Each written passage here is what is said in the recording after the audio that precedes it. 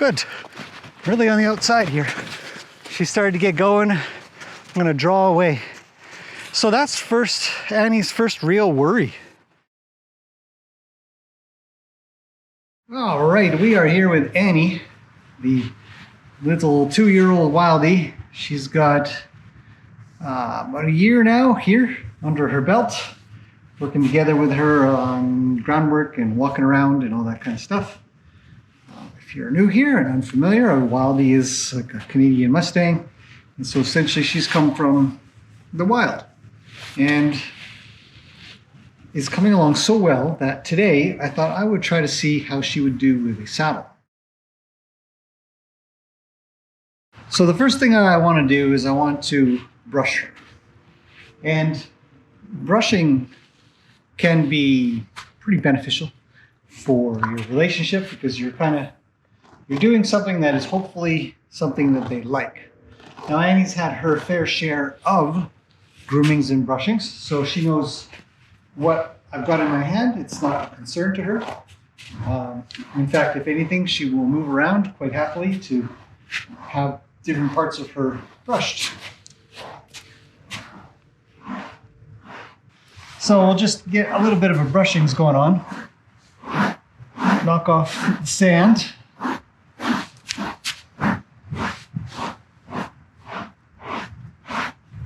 Kind of like we would do, it's sort of the procedure that we would kind of go about doing if we're saddling any horse. You know, we're going to come along and we're going to try to see if we've got all this sand off. I'm going to back her up. She wants to turn, so I'm just going to fix the position a little better. And then back, and then over. There. So we're back. So what I want is to not have to micromanage her with the rope. So this is all just going to be one step after another. When I think about saddling, I don't just think about the saddling process. I'm thinking about how would I be doing this normally. I understand she's going to want some areas scratched more than others. I'm okay with that. But I'll listen for that and then I'll do it when I'm ready.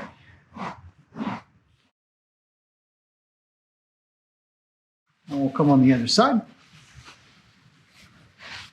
So. I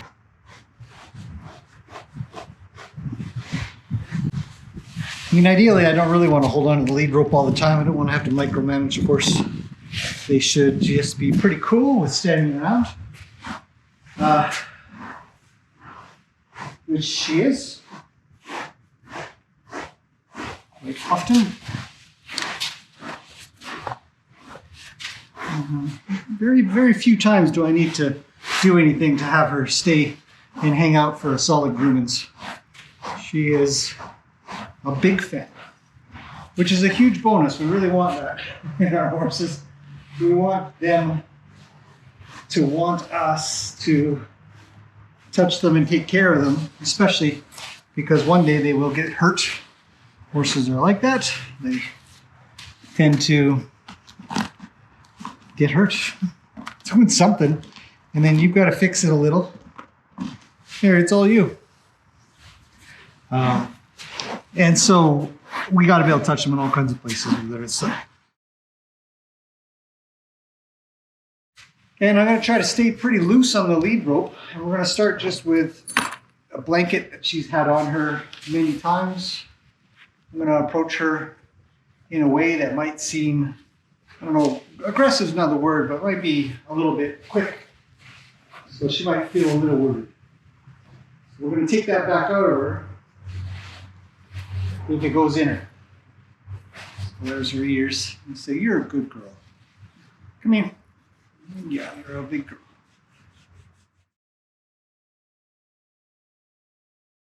And this is where our grooming came in handy because we started by grooming. And so now to bring her back to ease, I'll groom. Not a lot, I'll just do a little bit. Just give her a little scratch on either side. Now, a lot of horses will stand for things if they're standing, so we're going to take a walk. Right? Let's see how this goes. Oh, come on.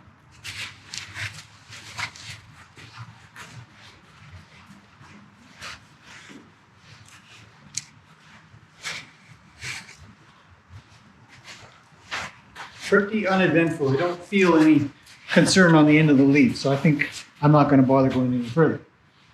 So next up, we're going to try for the saddle. She's giving it a sniff. It's going to smell like other horses, so I'm going to ask her to step off of that. Good. Let's take off the blanket, just to be sure. Put it back on. Without controlling her much, just going to come around. And we'll check this side. Now, I wouldn't do this if she wasn't well trained, I guess you could say, in having the lead rope on the ground. She's not ground tied. I'm not all about ground tying, but I do want my horses to know how to move about if the lead rope is on the ground. So we've worked with that a lot. She knows where that rope is, and she knows what it means when she steps on it. So.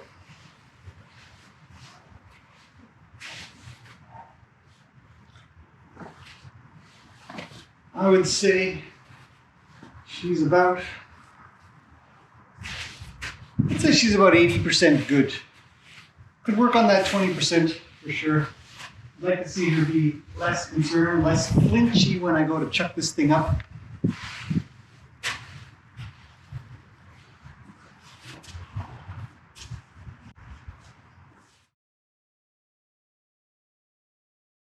So the next thing is a saddle pad.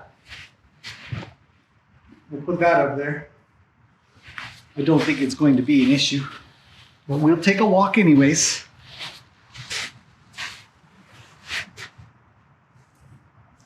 Come on in.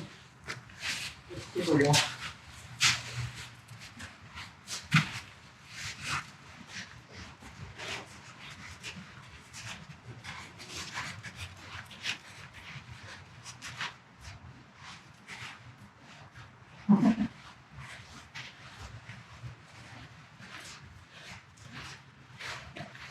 Good, I don't see nothing that really sort of strikes me as her being concerned.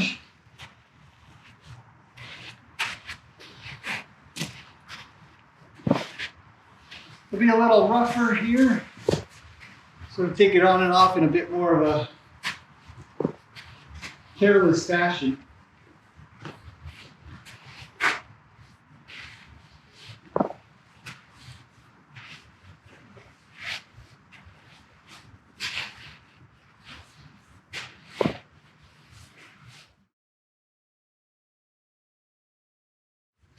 I'm scratching her on her chest for a reason, and the reason isn't necessarily for comfort, but I'm actually adding another stimulus to the mix.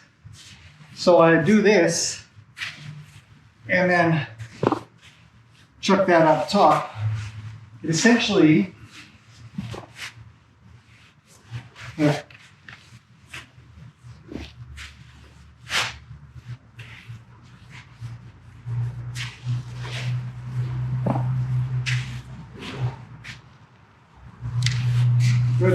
And we have the feet. Essentially allows for more than one contact point or more than two contact points. So me putting the saddle pad up and over and stuff like that is one or two contact points most likely. And if I'm going ahead and touching her, she's also got the halter on that's leaning on the crown. If I can do this and this, you know, if I touch here, there's a two, that's a third contact point. You know, if I come all the way around and I do this and I do this and then I bring my leg up, she'll start to get kind of worried because there's a lot of contact points. So if I do this and this, you know. So there's a little bit of worry there, but we're going on a little bit of the theory as well that her and I have a pretty good connection. And in turn, that's going to help us here. So next up is the saddle. I'm going to bring the stirrup up. Oh, come here. Right. I'm just going to put the rope over my arm like this. I'd like for her, if she were to get worried, I'd like for her not to just completely take off. So at the very least, we can stay a little bit connected like this. I'll probably be able to catch it. I've got enough rope here that if she were to go somewhere, I could probably get it. If I can't, it's no big deal. It's fine. it'll, it's not going to go anywhere. So, but we'll see. So she's got her saddle pad on. Now we're going to chuck the saddle up. Let her finish sniffing it. What do you think? I've got the stirrup up this way so it's not going to flop down over on her back. And we'll give this a go. Sort of place that up there. And he's looking in the distance right now. I don't think she's overly worried. Which is good.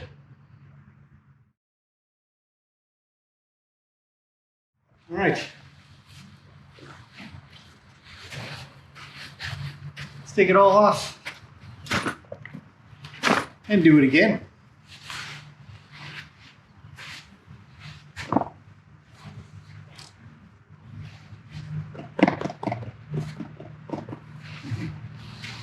Good girl. Yes, a very good girl.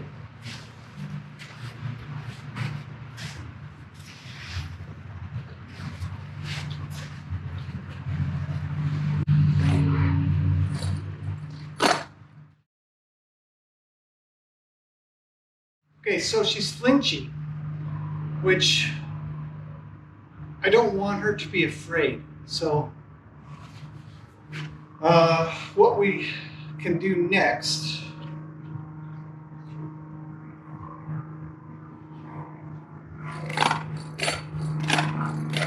a little noisy.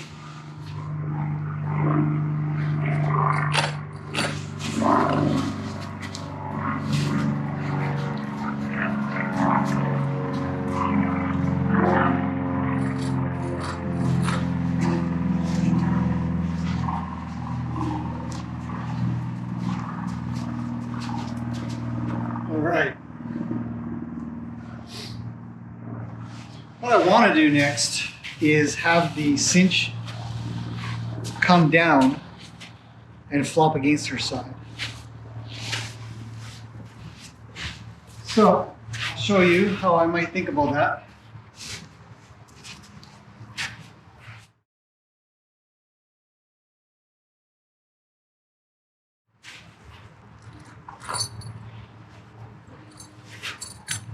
So it's jingle jangly.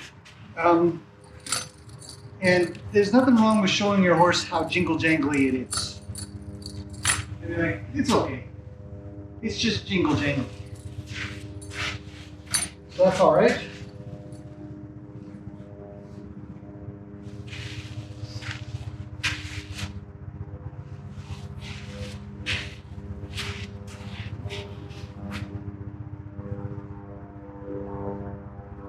No airplanes today.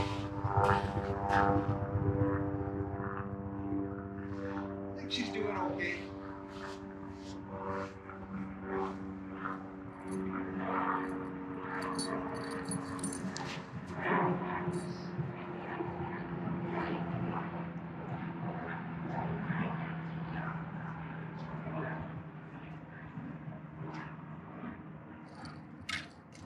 So I'm just going to rock and touch with it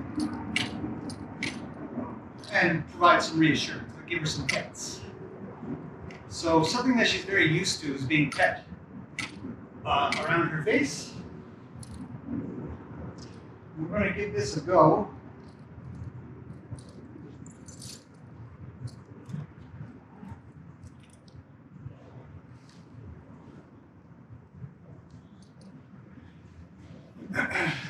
Okay, so at the very least the saddle is on enough that it shouldn't roll. It's not tight. It's not going to roll.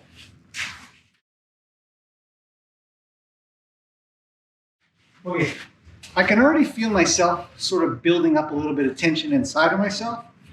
So I'm going to shake that off. And I'm just going to give her a pet. I've got a plan in my head and I'm thinking it through like, oh, I'm going to do this and then this is going to happen. And what if she does this? We've all kind of seen, or some of us have experienced horses freaking out when they've got a saddle on and you tighten up a cinch kind of thing and you've got, you know, the stirrups coming down and here. What I don't want to really happen is have that stirrup come flopping down without me controlling it. Now, overall, I think Annie's doing pretty good. Hey. So let's just have at it.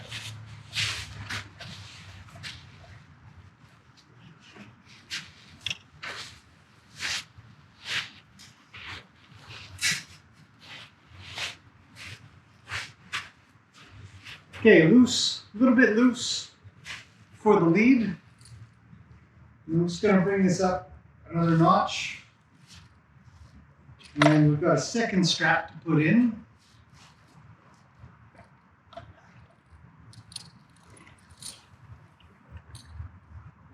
I'm just taking my time. This is not a rush process because the first one's already kind of on. And the saddle's not going to roll. What we're worried about is the horse gets worried and freaks out, and then the saddle kind of flops around, falls down underneath, all that kind of stuff. Well, what do you think? You look good? Okay, so let's lead her a little.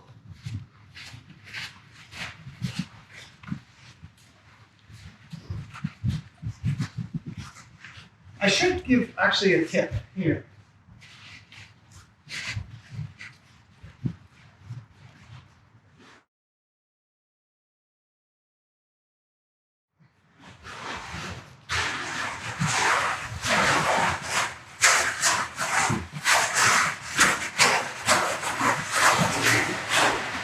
I'm clearly super confident or overly confident because I just dragged a barrel up with Annie with her brand new saddle on the back. But what I was going to say is, if you're really worried about your horse sort of freaking out, and sometimes when they're afraid, they snug up to us and they come real close. But you could put a barrel in between, and then I could just send her. I could say, Annie, go over there, would you please? And I could use the barrel as a way to protect myself if she were to kind of lose her mind a little. Oh, all right. There's a little movement.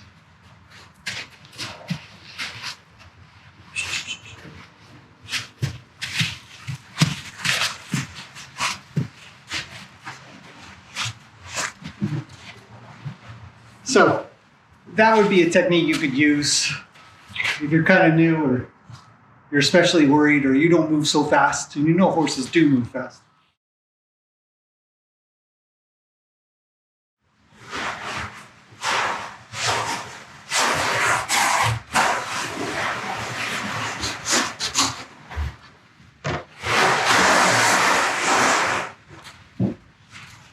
So here's an exercise you might do when you're riding, is your figure eights. Well, we'll do that on the ground.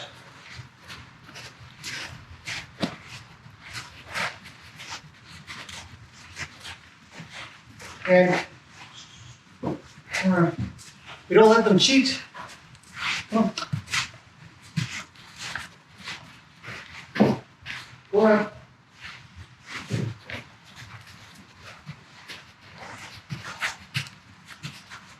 Good. Then we kind of get on both sides of their body quite a bit. Go on through. Go on.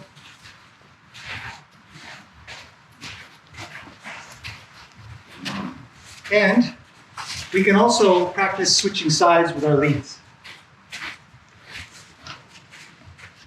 As in the lead rope. So now the lead rope's in my left hand.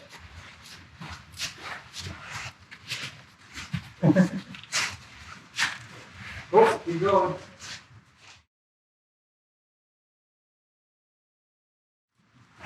And when you get kind of good at it, you send them through, turn them, go the other way, go around. Go on. Turn them. Amy, come on.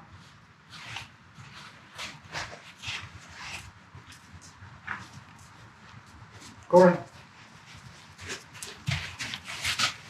Okay.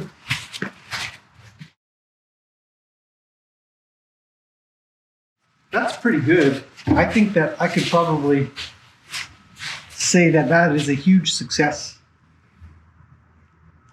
I feel like I've had her in a saddle before, but I don't think we've done any full out work or anything. And I'd call that a finished session. You get a lot of questions on how long to work with a horse and stuff like that. I think I could go further, but we have some very good success there. I'm quite happy with that. No freakouts, no bothers, a little bit of flinching, a little bit of worries. Now we got to get it off. So do everything in reverse.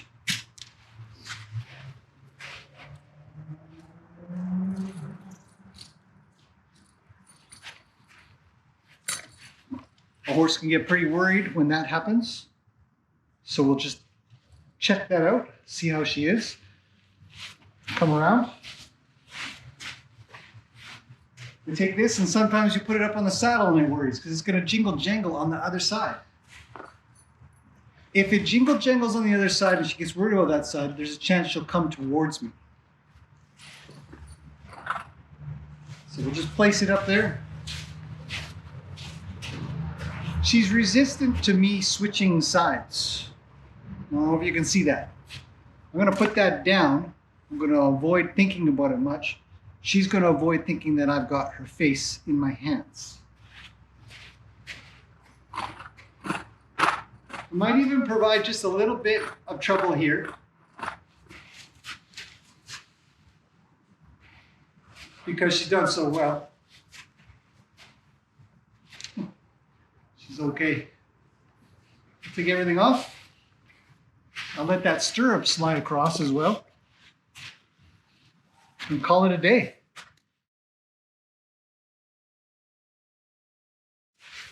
I do try to end off on a bit of brushings. Something that we started with. Because I'll be doing it anyways if I ride. Always want to brush out our horse's saddle area, cinch area. I'm really going to come in here and give her a hug. See what she thinks.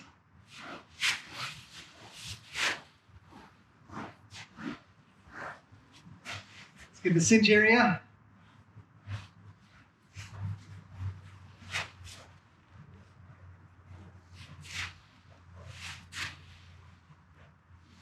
Maybe the breast collar area. And I would call that a fantastic success for little Annie here, who is almost 2 years old. I'm quite happy with that. We'll be continuing this over the next little while to get it to where it's just totally solid. And head out on the trails, go for more walks with her body all geared up. So that's it for this one. Any thoughts or questions, let me know below, as always. And I'll see you guys next time.